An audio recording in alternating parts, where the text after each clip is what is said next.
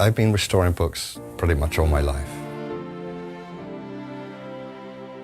I'm third generation, so it was something that just came along with being part of the family.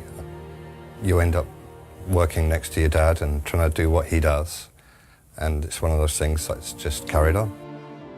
I think the moment that it really took on for me was when I actually had been working for my dad for about 10, 12 years and decided to go off on my own.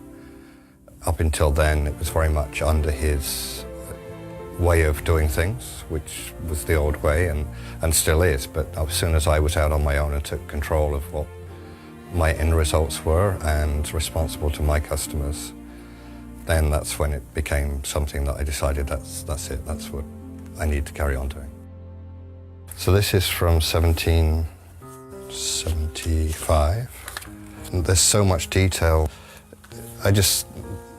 The imagination at those times of putting all this together is incredible. The book is still a solid construction. So I will have to repair the corners where they've been damaged. I will be keeping all of this, the decoration on the spine. So I'll have to cut in with a knife and lift the old spine and put new leather in underneath. Probably going to be a good week's work.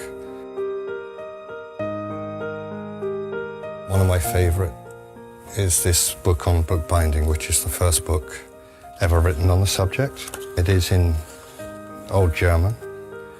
It dates from 1708. And you'll notice around my bindery that the tools are very, very similar, the presses.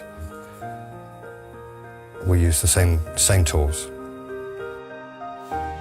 The only way you can get a binding to feel and look like it did then is by using exactly the same methods. And of course those materials are now becoming scarcer and scarcer.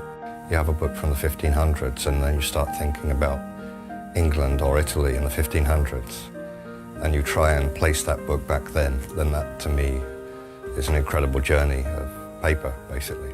Part of the history and the signature is the fact that for this person to have signed this, he had to have touched this page. So that suddenly just takes you back to the fact that you're now handling something that this person has actually handled himself when he was alive.